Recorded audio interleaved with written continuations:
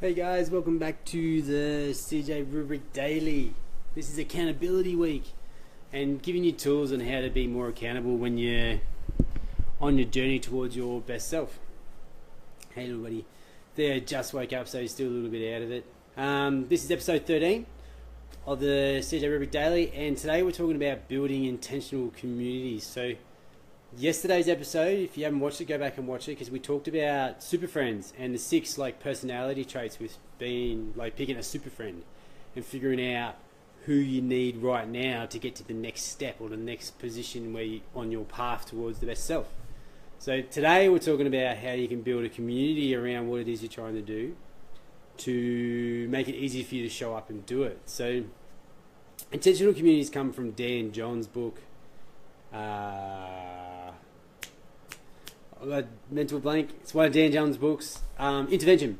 Dan John's book, Intervention, and he basically created his own intentional community, which is just a community of people to come to his house to show up and train. So he made him get out of bed and train every day, and that's how he trains every day for an hour when he's at home. Is people show up on his doorstep ready to train, whether he wants to or not. There's people there, so he trains with them.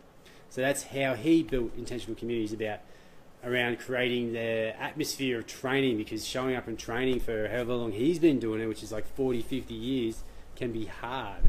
So how do you create your own intentional community? Well, first of all, let's go through some ideas. How many people do you need for an intentional community to help you achieve your goal? You just need one extra person. You can have 2 people in your intentional community. And Dimini and Gemma are really good examples of this. They've been wanting to get a training session happening to get more motivated to show up and train, and they've just been meeting with each other down at the park, doing a workout for an hour, which I give them, and it's like a coffee catch up. They catch up, they're friends, they talk about what's been going on, all that kind of stuff while they're training. So you only need 2 people to have a intentional community, and then the things you want to do is depending on what your goal is. So if it's a nutritional thing, you get together and talk about, maybe use it as a WAM meeting, which is a weekly accountability meeting, where you talk about what you did well last week nutritionally, and your community gives you feedback on what they think you've done well and what they think you could do moving forward. For training, instead of catching up for coffee at a coffee shop, meet down at a park somewhere and do a training session together and let the kids play in the park.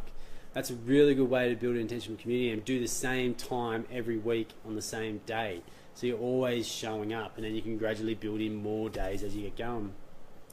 Around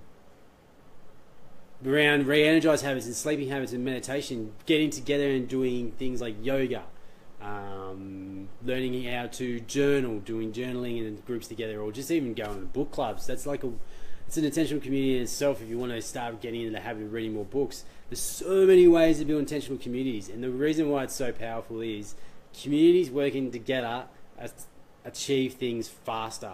Going it alone is much harder. So finding communities to be a part of is the easiest one, which we've got one ourselves, which is the Fit Parents Made Simple group. It's a free group on Facebook. You can sign up below. But creating your own, if you feel like there's a void, there's something missing, and you want to create your own thing, start creating your own group. And a group starts with 2. You only need 2 people, you and one other person. And then you can start building your own intentional community around the goal you want to achieve. So you can have more than one community. So you can be in part of as many communities as you need to achieve your goal. I'm a part of a training community where I go in and post about the training I'm doing, which is like a HRV training community. A nutrition community, which is just me and one other person who's my coach, and we talk about the nutrition stuff I'm doing.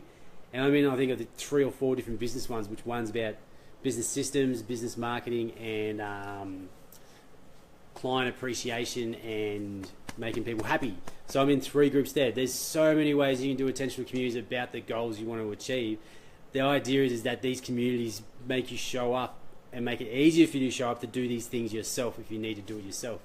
So that's the power of intentional communities. Tomorrow I'm going to refresh and go over all these things that we've been talking about and why they're important for you to achieve your goals faster, and how you can use them, because you might be jumping in halfway through going, what is he talking about?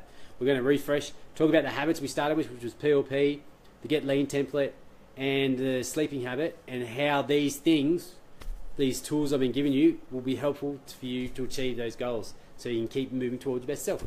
Tune in tomorrow for another exciting episode. Theo says bye. Bye. See you guys.